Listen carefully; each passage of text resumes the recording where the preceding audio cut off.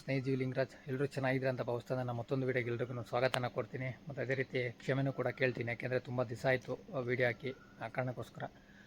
ಮತ್ತು ಅದೇ ರೀತಿ ಇವತ್ತು ನಾವು ಹೊರಟಿರೋಂಥ ಜಾಗ ನಮ್ಮ ಮನೆ ದೇವರಾದಂಥ ಸಿದ್ದಪ್ಪಾಜಿ ದೇವಸ್ಥಾನಕ್ಕೆ. ಅದು ಚಿಕ್ಕಲ್ಲೂರಲ್ಲಿರುವಂಥದ್ದು. ಇಲ್ಲಿಂದ ಒಂದು 105 ಕಿಲೋಮೀಟರ್ ದೂರದಲ್ಲಿದೆ. ಬಟ್ ಅದೇ ರೀತಿ ಇವತ್ತು ಅಮಾವಾಸ್ಯೆ ಬೇರೆ ಇದೆ, ಆದ್ದರಿಂದ ದೇವಸ್ಥಾನಕ್ಕೆ ಹೋಗಬೇಕು ಅಂತೇಳಿ ಹೋಗ್ತಾ ಇರೋಂಥದ್ದು. ಅದಕ್ಕೂ ಮುಂಚೆ ನನ್ನ ರಥ ರೆಡಿಯಾಗಿದೆ. ಇವತ್ತು ಬಸ್ಸಲ್ಲೆಲ್ಲೂ ಹೋಗ್ತಾಯಿಲ್ಲ, ಆಟೋಲ್ಲೇ ಹೋಗ್ತಾ ಇರೋಂಥದ್ದು. ಮುಂದೆ ನಿಮಗೆ ಎಲ್ಲ ಮಾಹಿತಿನ ತಿಳಿಸ್ಕೊಡೋಂಥ ಕೆಲಸನ ಮಾಡ್ತೀನಿ. ಸಮಯ ವೇಸ್ಟ್ ಮಾಡೋದು ಬೇಡ. ಹಂಗಾದರೆ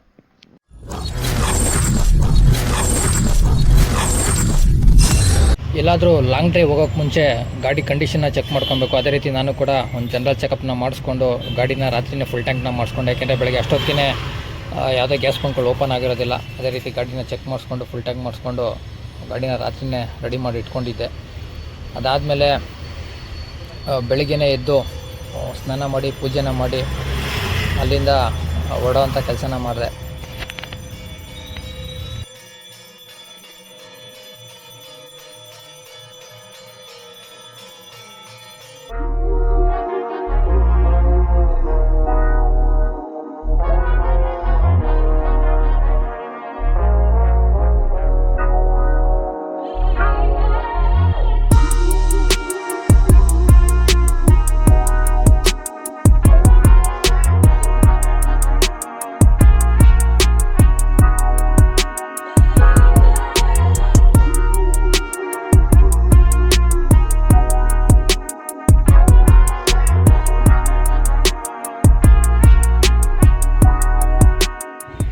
ಒಂದೂವರೆ ಗಂಟೆ ಜರ್ನಿ ಆದಮೇಲೆ ಮದ್ದೂರು ಹತ್ರ ಒಂದು ಟೀ ಬ್ರೇಕ್ಗೆ ಹಾಕಿದ್ವಿ.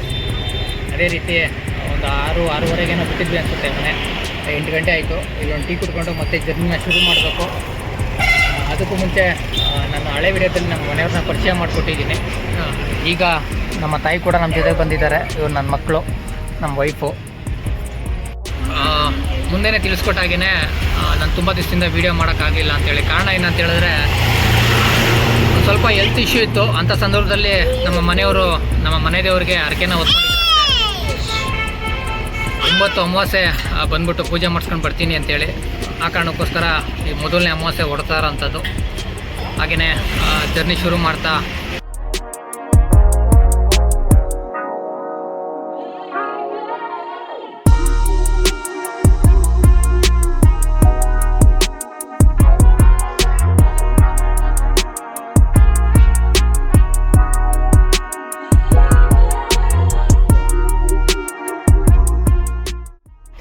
ಬೆಂಗಳೂರಿನಿಂದ ಸರಿಯಾಗಿ ಒಂದು 105 ಕಿಲೋಮೀಟ್ರು ಇರೋವಂಥ ಒಂದು ಪ್ಲೇಸು. ನಾರ್ಮಲಾಗಿ ಬಸ್ಗಳು ತುಂಬಾ ಸಿಗ್ತದೆ. ಅದಾದಮೇಲೆ ನೀವೇನಾದರೂ ಪ್ರೈವೇಟ್ ವೆಹಿಕಲಲ್ಲಿ ಬಂದರೆ ಸತ್ಯಗಾಲ ಆದಮೇಲೆ ಅಲ್ಲಿಂದ ಸುಮಾರು ಒಂದು 8-9 ಕಿಲೋಮೀಟ್ರ್ ಮುಂದೆ ಬಂದಮೇಲೆ ಒಂದು ಲೆಫ್ಟ್ ಬರುತ್ತೆ, ಸರ್ಗೂರು ಹತ್ರ. ಅಲ್ಲಿ ಲೆಫ್ಟ್ ಎತ್ಕೊಂಡು ಒಂದು 20 ಕಿಲೋಮೀಟ್ರಷ್ಟು ಒಳಗಡೆ ಹೋದರೆ ಊರೊಳಗಡೆ ನಿಮಗೆ ಚಿಕ್ಕಲ್ಲೂರು ಅನ್ನೋ ಒಂದು ದೇವಸ್ಥಾನ ಸಿಗ್ತದೆ. ನೀವು ದೇವಸ್ಥಾನಕ್ಕೆ ಎಂಟ್ರಿ ಆಗ್ತಿದ್ದಾಗೇ ನಿಮಗೆ ಈ ರೀತಿ ಗೋಪುರನ ನೋಡ್ಬೋದು. ಇಲ್ಲಿ ಪವಾಡ ಪುರುಷ ಗಣನಿಲಿ ಸಿದ್ದಪ್ಪಾಜಿ ಅವರ ಗದ್ಗೆ ಮತ್ತು ಅವರು ಜೀವಂತವಾಗಿ ಐಕ್ಯ ಆಗಿರೋಂಥ ಒಂದು ಪುಣ್ಯಕ್ಷೇತ್ರ. ಈ ದೇವಸ್ಥಾನ ಮುಂಚೆ ಈ ರೀತಿ ಇರಲಿಲ್ಲ. ಸುತ್ತ ಗ್ರೌಂಡ್ ಇತ್ತು, ಮಧ್ಯದಲ್ಲಿ ಒಂದೇ ಒಂದು ದೇವಸ್ಥಾನ ಇತ್ತು. ಈಗ ಬರೋಂಥ ಭಕ್ತಾದಿಗಳಿಗೆ ಅನುಕೂಲ ಆಗಲಿ ಅಂತೇಳಿ ತುಂಬ ಅದ್ಭುತವಾಗಿ ಒಂದು ವ್ಯವಸ್ಥೆನ ಮಾಡಿಕೊಟ್ಟಿದ್ದಾರೆ. ನೀವು ನೋಡ್ತಾ ಇರ್ಬೋದು. ಹಾಗೆಯೇ ತುಂಬ ಜನ ಏನೋ ಸೇರಿಲ್ಲ. ಯಾಕೆ ಅಂತ ಹೇಳಿದ್ರೆ ಇದು ನಾರ್ಮಲ್ ಡೇಸ್ ಆಗಿರೋದ್ರಿಂದ ಜನ ಸ್ವಲ್ಪ ಕಡಿಮೆನೇ. ಯಾಕೆ ಅಂತ ಹೇಳಿದ್ರೆ ನಿಯರೆಸ್ಟ್ ಇರೋವಂಥವ್ರು ಬಂದು ಪೂಜೆನ ಮಾಡಿಸ್ಕೊಂಡು ಹೋಗ್ತಾರೆ. ಬಟ್ ತುಂಬ ದೂರದಿಂದ ಬರೋವಂಥವ್ರು ಸ್ವಲ್ಪ ಕಡಿಮೆನೇ. ಸಮಯದಂಥವ್ರು ಬಂದು ಪೂಜೆನ ಮಾಡಿಸ್ಕೊಂಡು ಹೋಗ್ತಾರೆ. ಅದನ್ನು ಹೊರತುಪಡಿಸಿ ಇನ್ನು ತುಂಬ ಜನ ಬರೋವಂಥದ್ದು ಪ್ರಸಿದ್ಧಿ ಹೊಂದಿರೋಂಥ ಒಂದು ಚಿಕ್ಕಲ್ಲೂರು ಜಾತ್ರೆಗೇನೆ. ಯಾಕೆ ಅಂತ ಹೇಳಿದ್ರೆ ಅಂಥ ಸಂದರ್ಭದಲ್ಲಿ ಸುಮಾರು ಒಂದು ಮೇನ್ ಆರ್ಚ್ ಇದೆ, ಒಂದು 5 ಕಿಲೋಮೀಟ್ರಿಂದ ಆರ್ಚ್ ಇದೆ. ಅಲ್ಲಿಂದ ಇಲ್ಲಿವರೆಗೂ ಕೂಡ ಕಾಲಿಕಕ್ಕೆ ಜಾಗ ಇರೋಲ್ಲ, ಅಷ್ಟೊಂದು ಜನ ತುಂಬಿರ್ತಾರೆ. ಅಂದರೆ ಲಕ್ಷಾಂತರ ಜನ ಇಲ್ಲಿ ಸೇರೋವಂಥ ಒಂದು ಜಾತ್ರೆ ಅದು. ಈ ಜಾತ್ರೆ ಜನವರಿ ತಿಂಗಳ ಒಂದು ಮೊದಲನೇ ಹುಣ್ಣಿಮೆ ದಿವಸ ನಡೆಯುವಂಥದ್ದು. ಅದು 5 ದಿನಗಳ ಕಾಲ ನಡೀತದೆ. ಮೊದಲನೇದು ಚಂದ್ರಮಂಡಲ, ಇನ್ನು ಎರಡನೇದು ಹುಲಿವಾಹನ ಸೇವೆ ಮತ್ತು ಫಲ ಸೇವೆ ಅಂತಲೂ ಕೂಡ ಕರೀತಾರೆ. ಇನ್ನು ಮೂರನೇದು ಮುಡಿ ಸೇವೆ, ನಾಲ್ಕನೇದು ಪಂಥಿ ಸೇವೆ, 5ನೇದು ಬಂದು ಮುತ್ತರಾಯನ ಸೇವೆ ಅಂತೇಳಿ 5 ದಿನಗಳ ಕಾಲ ಇಲ್ಲಿ ತುಂಬ ದೂರದಿಂದ ಬಂದಿರೋಂಥ ಒಂದು ಭಕ್ತಾದಿಗಳು ಇದೇ ಜಾಗದಲ್ಲಿ ಒಂದು 5 ದಿನಗಳ ಕಾಲ ಇಲ್ಲೇ ಉಳ್ಕೊಂಡು ಸೇವೆನ ಮಾಡೋವಂಥದ್ದು. ಇದರ ಇತಿಹಾಸ ತುಂಬಾ ದೊಡ್ಡದಿದೆ. ಸದ್ಯಕ್ಕೆ ಈ ವಿಡಿಯೋದಲ್ಲಿ ಸಂಪೂರ್ಣವಾಗಿ ಮುಗಿಸೋಕ್ಕಾಗೋದಿಲ್ಲ. ಆ ಕಾರಣಕ್ಕೋಸ್ಕರ ಇನ್ನೊಂದು ಎಪಿಸೋಡಲ್ಲಿ ನಾನು ಸಂಪೂರ್ಣವಾಗಿ ಮಾಹಿತಿನ ಕೊಡುವಂಥ ಕೆಲಸನ ಮಾಡ್ತೀನಿ. ಯಾಕೆ ಅಂತ ಹೇಳಿದ್ರೆ 15ನೇ ಶತಮಾನದ ಒಂದು ಸಿದ್ದಪ್ಪಾಜಿ ಮತ್ತು ಮಂಟಸ್ವಾಮಿ ಅವರ ಒಂದು ಜೀವಿತ ಅವಧಿಯಲ್ಲಿ ನಡೆದಂಥ ಘಟನೆಗಳು ತುಂಬಾ ದೊಡ್ಡದಿದೆ. ಆ ಕಾರಣಕ್ಕೋಸ್ಕರ ಅದನ್ನು ಮುಂದಿನ ಒಂದು ಭಾಗದಲ್ಲಿ ವಿಚಾರನ ತಿಳಿಸ್ಬೇಕು ಅಂತೇಳಿ ಇದರಲ್ಲಿ ಒಂದು ಎಷ್ಟು ತಿಳಿಸೋಕ್ಕಾಗುತ್ತೋ ಅಷ್ಟು ಮಾತ್ರ ತಿಳಿಸ್ಕೊಡುವಂಥ ಕೆಲಸನ ಮಾಡ್ತೀನಿ. ಈಗ ನೀವು ನೋಡ್ತಾ ಇರೋಂಥ ಜಾಗ ಗನನಿಲ್ಲಿ ಸಿದ್ದಪ್ಪಾಜಿ ಅವರ ಜೀವಂತವಾಗಿ ಆಯ್ಕೆಯಾಗಿರೋಂಥ ಒಂದು ಸ್ಥಳ. ಅದೇ ರೀತಿ ನೀವು ದೇವಸ್ಥಾನದ ಹಿಂದ್ಗಡೆ ಬಂದರೆ ಜಾತ್ರೆಯ 5ನೆಯ ದಿನದ ಪೂಜೆನ ಪಡ್ಕೊಳ್ಳುವಂಥ ಒಂದು ಮುತ್ತರಾಯ ಸ್ವಾಮಿಯವರ ಒಂದು ಗುಡಿ ಕೂಡ ಇದೆ. ಈ ಮುತ್ತರಾಯ ಸ್ವಾಮಿಗೂ ಸಿದ್ದಪ್ಪಾಜಿಗೂ ಭಾವ ಭಾವನೆಗಳ ಸಂಬಂಧ.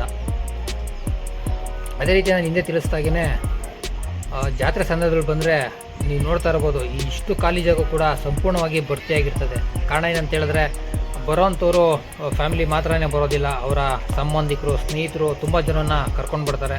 ಅದೇ ರೀತಿ ಇಲ್ಲಿ ಅವ್ರು ಇರೋವಂಥ ಜಾಗನ ನೋಡಿಕೊಂಡು ಅಲ್ಲಿ ಶುದ್ಧನ ಮಾಡಿಕೊಂಡು ಅಲ್ಲಿ ಗದ್ಗೆನ ಇಟ್ಟು ಪೂಜೆನ ಮಾಡಿ ಎಲ್ಲರೂ ಒಟ್ಟಿಗೆ ಕೂತ್ಕೊಂಡು ಸಿಹಿ ಮತ್ತು ಖಾರ ಊಟನ ಮಾಡಿಕೊಂಡು ಸೇವೆನ ಸಲ್ಲಿಸಿ ಹೋಗೋವಂಥದ್ದು.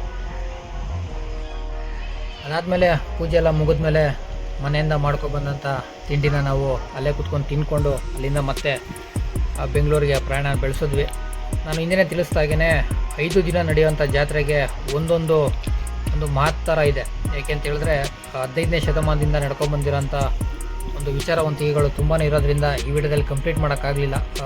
ಮುಂದಿನ ವಿಡಿಯೋದಲ್ಲಿ ನಾನು ಸಂಪೂರ್ಣವಾಗಿ ಮಾಹಿತಿನ ಕೊಡುವಂಥ ಕೆಲಸನ ಮಾಡ್ತೀನಿ. ಅದಾಗೆ ನೀವೇನಾದರೂ ಮತ್ತೇನಾದರೂ ಬಂದರೆ ಇಲ್ಲಿಗೆ ಅದ್ರ ಪಕ್ಕದಲ್ಲೇ ಇರುವಂಥ ಹೊಸ ಮಠನೂ ಕೂಡ ನೋಡ್ಕೊಂಡು ಹೋಗ್ಬೋದು. ಅದ್ರ ವಿಚಾರನೂ ಕೂಡ ನೆಕ್ಸ್ಟ್ ವಿಡಿಯೋದಲ್ಲಿ ಸಂಪೂರ್ಣವಾಗಿ ಮಾಹಿತಿನ ಕೊಡುವಂಥ ಕೆಲಸನ ಮಾಡ್ತೀನಿ.